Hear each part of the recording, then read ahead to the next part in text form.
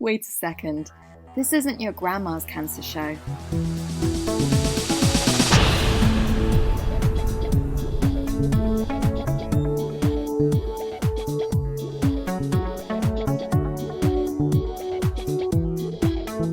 Not your grandma's cancer show. Hi, I'm Tatum Durock, and today we're talking about breast cancer. As it's the most common cancer in the UK and talked about so much, it's often seen as being understood. But the experience of it is as unique as we are. So today, I have some great guests with me that are going to share their individual stories of the, and I'm majorly air quoting here, the quote unquote good cancer. Kate was 42 when she was diagnosed in lockdown and didn't meet anyone else in the same position as her and didn't know that what she was feeling was the effects of PTSD. Hannah was 39 when she was diagnosed with a rare brain tumour and then just 2 years later was diagnosed with breast cancer, which was entirely unrelated. And Dror was 35 when he was diagnosed, and he's going to be sharing what it's like to look for support as a man. So I've got Kate right here beside me in the studio. Kate, tell me, what was going on in your life when you were diagnosed? It was in the middle of lockdown. It was October 2020. So it was, everyone was having a hard time. I found the lump about 2 months prior going to the doctors, which I'm not proud of. I kind of delayed in living in denial for a bit. When I eventually went, it just kind of confirmed my suspicions. Like a few days prior to my diagnosis, I had been promoted at work. So life was full. Life was very full. And lockdown. Yes. So in that combination, it's totally understandable. It would take a minute. And none of us think in our 30s that a lump is going to be cancer, really, when it can be so many other things as well. When you found out what it was everybody wearing masks? How was that for you? Oh, yeah, I wasn't allowed to bring anyone to hospital. It was the mask situation. We were able to go out. We had a couple of months, didn't we, in 2020 where we were allowed to do stuff on the outside. But at the hospital, it was very strict. I was not allowed to bring anyone with me to consultations, and I would have liked to have brought friends, or I don't have a partner, I don't have kids. So yeah, it added like an extra layer. I mean, cancer is shit enough as it is, isn't it? To be going through it on that level as well, not being able to just see anyone, and yeah, it was really hard. If you were going to devise sort of a horror movie by yourself, being diagnosed, being sick, and not being able to see the full faces of the people to help you would be kind of the setting for that. And yet that was when you were diagnosed and when you were going through it all. You've described to me that you felt a bit like a machine going through treatment and then getting back to work. Can you talk a little bit about a specific moment that you felt like you were on autopilot? It was a good part of the year, if not like all of it, because I had surgery in November 2020, and then I went straight into chemo prep, and it was like full on. And I started chemo in January and had radiotherapy and a year of immunotherapy. So I finished that last year in January. So I felt like you just have so many appointments. It's like a full-time job. Yeah. Like I had not expected to be making so many appointments and traveling to hospital several times a week. It was really exhausting. And it's a lot of information to take in. Like you get so much information and you try to write everything down. It keeps coming at you. I don't feel like we get a time to kind of just sit down and sit in our feelings. And not that I don't know what to expect, but do you know what I mean? It's just, you just have to keep going, because what are you going to do? You can't not do stuff. Yeah. There's a rhythm to the treatment, and it's like being on a treadmill going from one to the next. It's like a hamster wheel. Yeah. So you were back at work and then you found this podcast. Yes, I did. Yeah. So tell me... I had a breakdown. Tell me everything. So I went back to work during treatment while I was still on immunotherapy, which I think about 9.5 months after my diagnosis. I was doing, reduced hours, and I was still just plodding along, working from home like we all did. And I think it was around March, I want to say, that I just kind of stumbled across Shine, because I didn't participate in any sort of like support groups or Facebook groups and anything when I was going through it. I just kind of went into it like down a rabbit hole when I initially looked into all those groups, because I wanted to know everything and prep as much as possible. Yeah. So I just kind of like got overwhelmed with all the, the comments, and I was like, this just looks so dire, I can't be a part of that. So I didn't do any sort of reaching out to anyone during my treatment. So when I finished and I had to get back to full-time work, there was just still a lot of appointments, really. And I think I replaced a lot of appointments with other appointments in a bid to kind of get better quicker. Like, there's no quick fix to this. I stumbled across Shine, so I started listening to the podcast. I clearly remember the episode where I just started crying, because like throughout my treatment and in general, I've just always been good at just putting a lid on it, getting on with shit, just doing my thing, living in denial at the best of times. But that really triggered me. It was about the PTSD. It just really resonated with me. I had no idea what I was feeling. It was just, I could relate. And I didn't know anyone with a cancer diagnosis, not really. Before I got diagnosed, I didn't meet anyone else during my treatment. There was just so much self-doubt. From listening to the podcast, yes, what was in it that made you feel that you weren't alone with how you were feeling? It was just the fact that my feelings were validated, because throughout my treatment, I was constantly being told I looked great, because for me, I used the cold cap. It worked really well.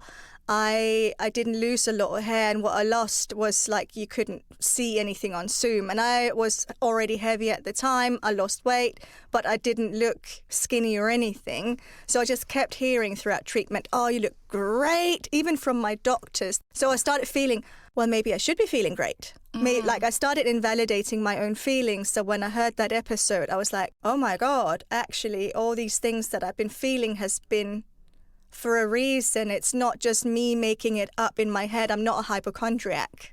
Yeah, that really meant a lot. And I literally just started crying. And So just to clarify, because, often we think of triggered as being a negative thing, but it sounds like good. This was good. This was almost cathartic. Yes. The identifying. Yeah.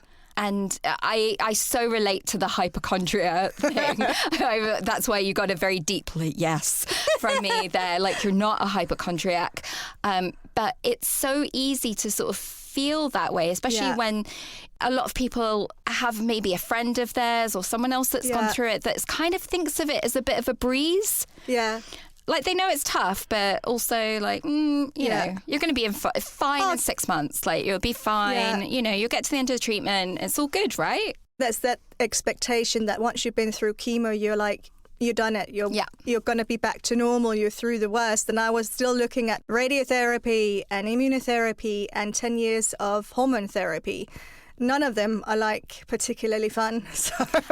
And one of the other things that I feel like you've described is overwhelm. Yeah, massively. And bodies see that as being danger. And so there can be fight, flight, but also freeze. And the other one is sometimes known as submit, sometimes known as fawn or flatter. In there, I think there can be dissociation. And when you had said to me about feeling like a machine, I really related to that, because when there's pain, what else are you going to do but kind of want to step a bit outside of yourself? And when there's uncertainty, that's our bodies and our brains really keeping us as safe Yeah. as they know how to do it. Yeah. And I think for me, my brain has been doing that for like 40 plus years because I've had a lot of past trauma that I never dealt with. So when cancer came along, it just kind of opened up this kind of Pandora's box. Yeah. Through Shine, I did the Breakout program. I started therapy as well. I've just really worked on all these things I probably wouldn't have worked on, to be honest, if it hadn't been for this. I mean, if there's a silver lining, I feel mentally and emotionally better than I did before. The body's a different thing. But yeah, it's a topic it's been a journey. I really want to do in another episode, actually. When our trauma responses or our coping mechanisms change as a result of getting cancer. So, you know, if we had to deal with like family stuff before, we might have had a certain coping mechanism and work and all of that. But then, you know, getting cancer can sometimes really shake that up and then nothing starts working. And I think your experience of not just dealing with the cancer, but everything else that went before is actually really common and doesn't get talked about enough. So thank you so much for sharing that here. Because I know there's going to be someone out there that was like you. Yeah. That's going, oh my God, suddenly I'm dealing with stuff from when I was 5 years old. Yeah. Why is this happening to me? Yeah, we went way back. Yeah. And knowing that, you know, you're not alone with that. It isn't even just that time period or after, but really it can be everything from before. Do you think that some of the upbeat pinkness of breast cancer encourages a sort of toxic positivity? Yeah, I think it's easy to get swept up in the kind of pretty and pink with the bow on it. And it's tricky because, you know, people, when they say, you know, you look well, you're so brave, you know, they often mean well or don't know what else to say. But it just has that kind of opposite effect. At least on me it does. I actually quite hate Tell me hearing how you feel. Again, I feel like my feelings are invalidated. What I've been through wasn't that bad. Like, I'm still standing, you know, I get on with life, but that's just what we do, isn't it? Like, what else can we do? So yeah, I think that kind of toxic positivity is still out there, whereas I would just prefer people asking maybe like, is there anything else, like, is there anything I can do for you? Do you want a hug? Stuff like that. And also, like, yeah, it depends who it's coming from. But it definitely didn't help me when I was kept hearing it from, like, even my medical staff, because I really felt like all these things that I was feeling or experiencing were all in my head. Yeah. I think that's the thing that people don't necessarily realise is when someone tells you you're so brave, you're so strong, it's almost like a conversation blocker, because then how do you say, I feel like really shit. weak? Yeah. And shit. Yeah. And I'm scared out of my bloody mind. You know, you could sort of feel like, oh, do I have to live up to this? Yeah. Yeah. And so it just kind of stalls communication. Yeah. Yeah. So I really want to bring Draw in to this. Draw, how has it felt hearing from Kate? It's interesting. I think some things are definitely similar because I had to go through a diagnosis during lockdowns and COVID as well. I had my primary diagnosis in the summer of 2018. After only moving to the UK roughly 8 months before that, which was a bit of a roller coaster as well.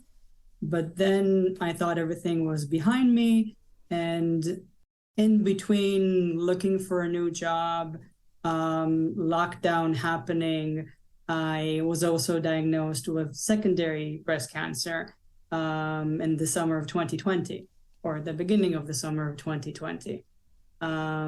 So I can definitely relate to a lot of what you said there, yeah. And how were your medical team? What was your experience in the hospital of getting your diagnosis?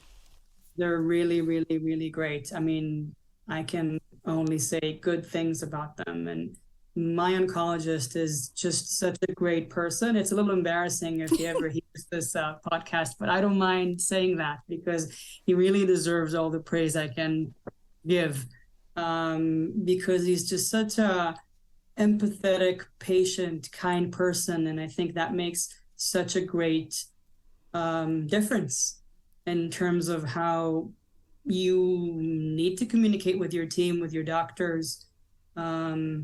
It makes a big difference, yeah. I love that you had such a good oncologist, and I still do. He's still my oncologist. Yeah. Brilliant. And you've kept hold of him, not letting him go anywhere. Yes.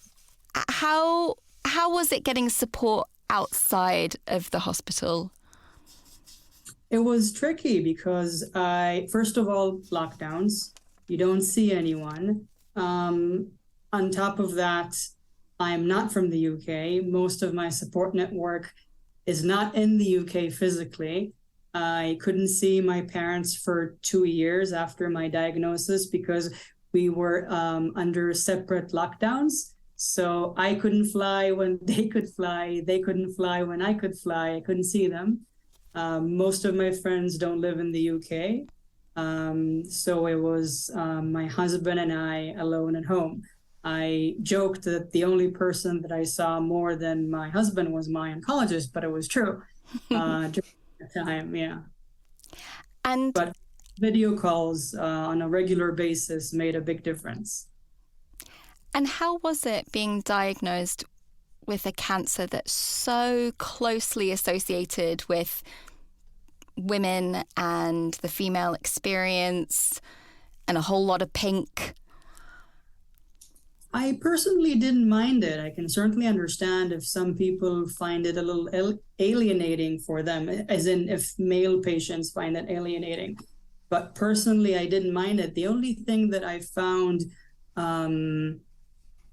let's say, troubling maybe in that kind of situation is that not all of the resources are tailored enough for men who do go through or live through breast cancer. I won't name and shame a charity, but I was excluded from joining a support group for young people with secondary breast cancer because I'm male, and they only wanted people who identify as female in the group, which is pretty ridiculous. And as a solution, I was offered to either read their resources online, which is obviously very unhelpful if what I'm looking for is to join a group, or join a male group that's also for people with primary breast cancer. And my need was to talk to peers going through secondary. If it's curable, we're not going really through the same thing as people that have to live with incurable cancer. So that was very shocking even, that charity that deal with breast cancer would offer that as their first line of support to someone that reaches out and makes contact with them. Yeah, and it was a breast cancer specific charity. Yes, and now we can play the game and name them without naming them. No. So how did you come to find Shine? So I joined a few sessions of another support group and at Maggie's, and I came across a little book, a leaflet by Shine. And also I did some therapy as well, and my psychologist suggested Shine as well. And then I joined the Shine Circles program, and I found it extremely helpful. It was just so good to connect with people going through the same experience. I mean, relatively, obviously every cancer and every incurable cancer is specific to the person living through it with it. But there's just something, I think, reassuring, helpful to be able to talk to people roughly at the same stage in life, going through maybe similar things, and being able to share your thoughts, feelings, fears, And I found it very, very helpful, and we're still in touch. Everyone from the group. Oh, fabulous. Fabulous. So that's where I met Draw, actually, was on that group. And so you have the experience of a really rare, so I don't know exactly the percentage you might know of how many men get breast cancer. Roughly 1%. 1%. Really rare, of a very common cancer. Yes. And my situation, you can say, is even rarer because of my age as well. Yes. Being diagnosed at 35 for someone that was born with male gender is quite rare. And so how have you found getting support? So for you, it isn't necessarily about finding another man with the same type of cancer at the same age, because I imagine that is pretty hard to find. So in terms of support, what has been the most useful to you? What suited you the best? I think that's something that maybe also changes with time. At the start, I didn't look for any kind of support to do with groups. I was okay with my husband, my friends, my family. And only after over 2 years, I started looking into things like groups, therapy, which I found very helpful as well. A little bit like Kate, there's almost sometimes a bit of time that it takes to get to the point. And then, I know that you were saying that you had such a great time with circles and meeting other people also with incurable cancer. And when you reflect on how you felt afterwards, what was that kind of connection like? It's very reassuring, first of all, to be able to talk to people in a similar situation. And you find that some of your fears are mutual. You have a lot to talk about in terms of what you're going through. They know what it's like to be on treatments forever. There's a lot of common ground. And a lot of laughter in there as well. Yeah. And it's also okay to talk about the scarier, shootier things too. That's normal and that's fine too. Yeah.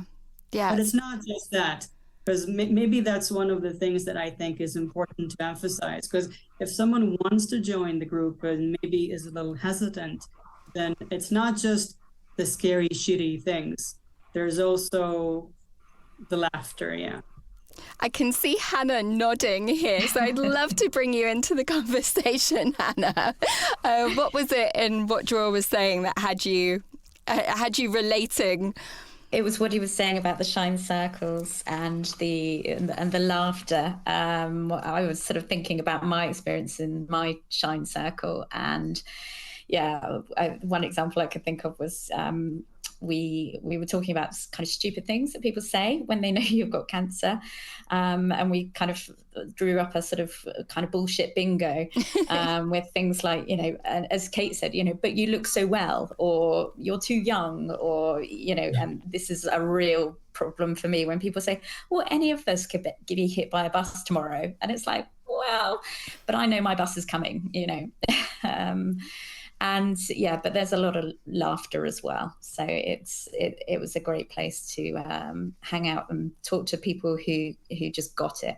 Tell us about you and what was happening in your life when you were first diagnosed.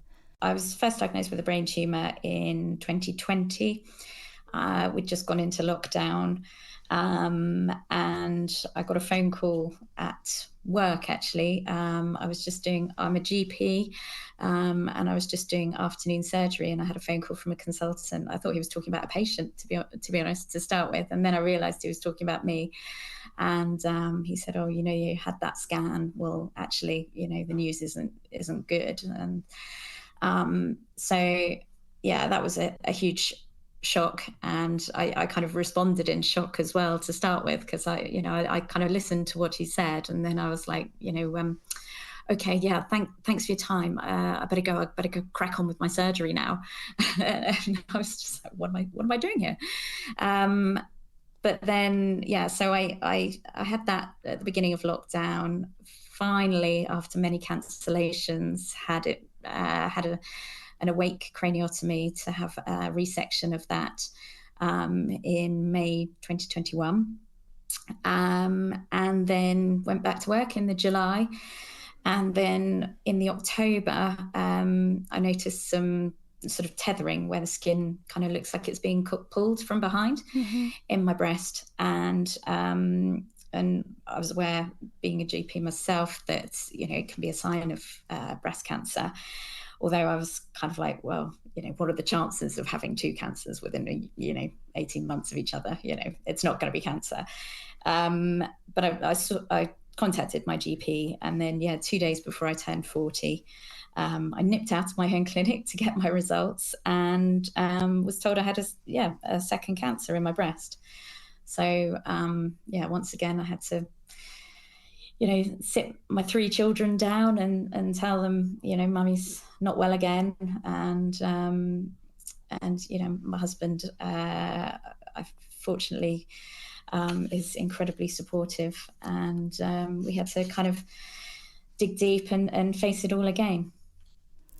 So we were talking about that treadmill, rat race, hamster wheel at the beginning. Like, yours had barely even come to the end before you were on that all over again with a different kind of cancer that was unrelated. Yeah, so I mean, with the brain tumor, it's going to come back. So I have scans every 4 to 6 months to check on what the state of my brain is. So kind of, I'm never going to be free of that one. Yeah. And then I was just thrown back in it again. And yeah, it's like being thrown under a bus. It's getting through those phases of kind of, sheer sort of panic, and then denial, and, and I'm not sure you ever reach acceptance at the end of it, but that's kind of where we are. And you had the experience of a very rare type of brain tumour, and then a much more common type of cancer. Was there differences that you noticed in terms of kind of medically how you were treated, or what your treatment was like? Partly some of the differences were because it was in the middle of, it was right at the beginning of the pandemic when I was diagnosed with a brain tumour. So, it was incredibly isolating. Consultations were, a lot of the time over the phone. I didn't know anybody else with my type of brain tumour, and to this day I've only ever met one other person with my, specifically my kind of brain tumour. Whereas when I was diagnosed with breast cancer, you start seeing it everywhere. It feels like everybody's got breast cancer, because, all over Instagram, once you kind of go down that sort of cancer route on sort of social media or whatever, you're like, wow, there's a hell of a lot of kind of support out there for, unfortunately, a lot of the time for women with breast cancer. And I'm really sorry to hear that, the support wasn't there for you, Draw. The amount of money being kind of pumped into breast cancer research is absolutely phenomenal compared to brain tumours, even though brain tumours are the biggest cancer killer of people under the age of 40. So children and adults under the age of 40, it's brain tumours. But they got like less than 1% of the total kind of research funding.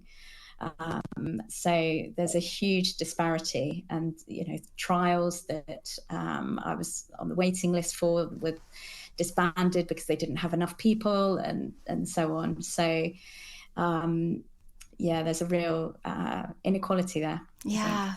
I mean, that would be something that's unheard of with breast cancer, like for a trial not to go ahead because they couldn't get people. There's so many. Do you think that had an effect socially between how people maybe responded to you or how friends showed up to support you? Yeah, I think they are two very different types of cancer.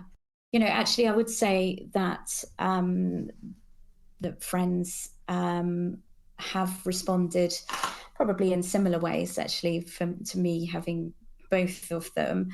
And it's difficult, when you know somebody with cancer, knowing what to say can be really hard. Even though I've had two types of cancer, I don't necessarily know what to say to somebody who's got cancer, because everybody's experience of cancer is so incredibly different, even if they've had exactly the same kind of cancer. What I would say is, don't say nothing. Say something, even if you're saying, I don't know what to say, but just be there, and continue to be there, as the others have said. Often when you get through the active treatment, so you've had your chemotherapy, you've had your radiotherapy, people think, oh, well, that's it, you're back at work, you must be fine. And I think people are maybe nervous to talk about it because they think, oh, well, you won't want to talk about it anymore or anything. And it's kind of like, well, no, it's still very much my everyday. It affects you forever. And, on a very real level, I've still got the hormone treatment, which, in my, at the age of 40, being put into a kind of overnight menopause by medication is not much fun. And yeah, so it's just, be there for people, because listening ear is always very much appreciated. From facilitating quite a lot of the Circles programs, the breakout programs that Shine runs, which are 6-week long courses with a group of people with similar experiences, not the same, but one thing that is so prevalent is friends stepping away and withdrawing for whatever reason, but people being quite hurt and shocked by that stepping away. And I wanted to ask Dror about your hormonal suppression, because you have experienced lots of what we consider sort of similar to menopausal symptoms. Exactly. Up until very, very recently, I've only now started my 4th line of treatment, but the first 3 ones have had an endocrine backbone to them. So that's hormonal therapy. And I've had all the joys of all the menopausal symptoms with these types of medicines. Hot flushes, brain fog, joint pain, anything and everything. But I think, at least for me, it's something that either subsided with time or that I learned to deal with better over time. I always wondered that with myself as well. Is it something that we do get used to some degree, the constant hormonal disturbance, or does it, actually lessen? I've definitely wondered that myself. I now have breathing techniques for when I'm having a particularly vicious hot flush with a panic attached to it. Hannah, what's your experience with that? Like many things that we mentioned before, I think, first of all, it's a very personal experience that varies to a great extent between people. But some things have definitely subsided for me, like hot flush is an example. But some things I just learned to manage better. One thing that is really minuscule in the grand scheme of things, but I found personally really annoying, is that my short-term word recall kind of got a little screwed up. And I would find myself struggling with finding words or mispronouncing words and making myself that made me feel a bit like an idiot. And I did realize, and I do realize that 99.9% of the time, that's just something that's within my own head and is not very noticeable to someone that speaks to me, or that I talk with. But that's something that I manage to just deal with better now, and I can work around it.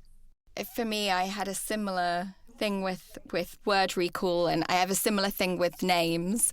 So happy two of you are on Zoom with your names.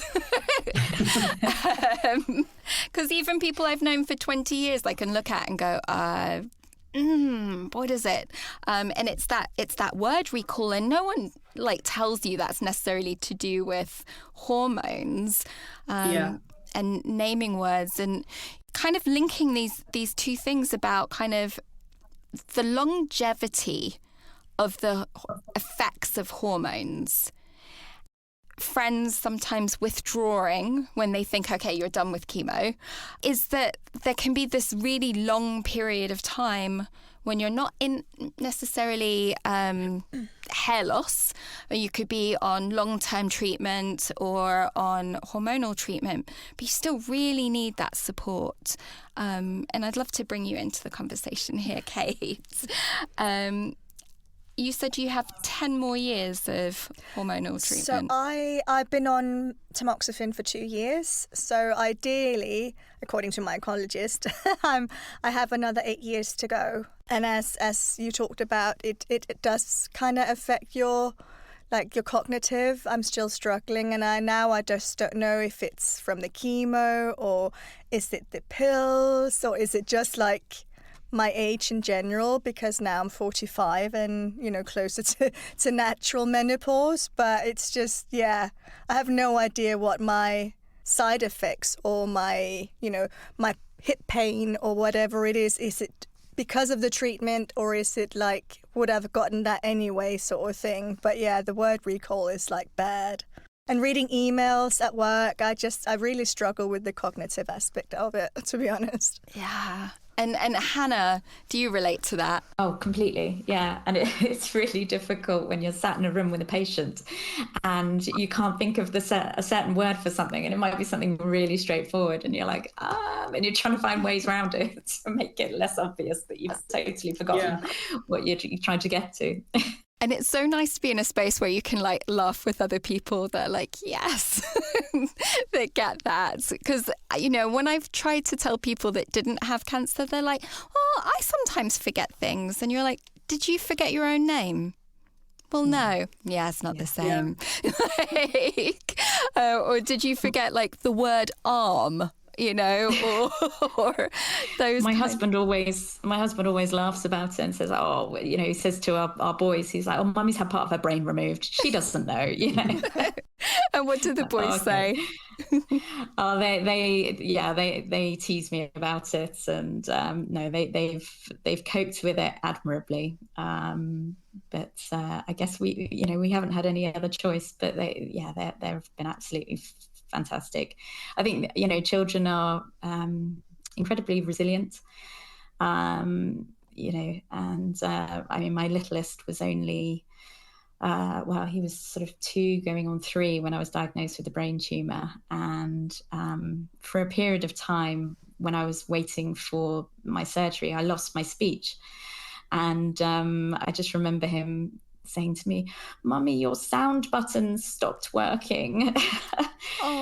Because I couldn't talk to him. I couldn't read him a bedtime story. I couldn't, tell him off for being naughty. And that was really hard. Trying to parent 3 kids without your voice when your husband's at work is without your sound button. Yeah, exactly. Yeah. In a way, that's such a perfectly put description of, and then I'm sort of imagining him as it got fixed and it came back. Yeah. But so, he's only ever, his lived sort of experience is only, from what he can first remember, is me having been unwell with either breast cancer or a brain tumor. So, I guess for him, that's kind of his normal. He, jokes with his friends about my fake boob and and so on. So yeah, we deal with it in quite a comedic way at home, I guess, because that's just us. And, at Shine, if someone's listening to this and they're thinking, maybe they're in the same position that you were in, Kate, they've had to listen and gone, oh my God, that's me. That's what I'm feeling. And maybe even years afterwards, because it takes time sometimes for the impact, or someone's kid is having a very similar sound button description.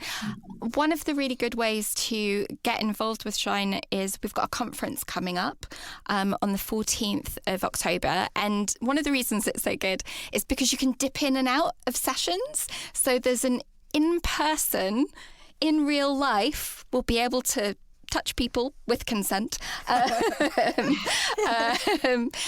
if they want to. There might be hugs. On the 14th of October in London near Farringdon Station, so if you're around. But I know all of you have had a look at the agenda, and I'd love to hear what session looked interesting to you. And maybe I can come to you, Draw, and then Hannah, and then Kate. Well, I think personally, just interacting with people could be the most important thing, or something that would be best value, I think, to people attending or streaming online. Hearing other people's stories, trying to relate to them, finding things that are similar with what you're going through at the moment or did in the past. I think there's a lot of value in that. Absolutely. And we have these spotlight sessions where someone has more time to share their stories. And so, definitely take a good look at those. And if you're thinking about coming along, know that you can dip in. You can have a look, see which sessions you like. You don't have to attend it all. Hannah, what's the one that looks interesting to you? Oh, for me, it's definitely the therapy dogs. As a mum of 2 golden retrievers, the amount of just calm that can be brought to you from a dog is incredible, and I mean that in all seriousness, But other than that, I guess managing uncertainty. There was one about managing uncertainty. Because when you've got a cancer where you know that it's going to be life limiting, but you don't know how long that's going to be, is really, really tough. And to get some other people's ideas on ways to kind of deal with that and handle that would be really helpful. It's a nice blend that if you're going to be talking about uncertainty and some of those bigger things, that then you also get to have some puppy cuddles with some therapy dogs. Yeah, so we're trying to do a combo, between, and I'll be running a session there, finding calm and chillness in there too. And Kate, what's yours? I mean, what the guys said, everything just sounds great. I mean, it's just from dogs to meeting in person to the sessions. I think the keynote about, was it biology and cancer, sounds really, really interesting. Mm-hmm. I think last year we had one about gut health, which I'm all, very invested in. So yeah, I'm really interested to hear that one specifically. Yeah. Yeah, that's going to be a great session, and it's and really the whole thing is reasons to feel uplifted, reasons to feel hope. So it's going to be really lovely. I'm looking forward to seeing all of you there. If those sessions all sound good to you, head over to Shine's website, which is shinecancersupport.org, and register for your place. And thank you, as always, to my fabulous guests. Thank you for being here and sharing your experiences, and to the Brilliant Radio Facilities for sponsoring our podcast, and to all of you listening. Till next time, bye. Not Your Grandma's Cancer Show.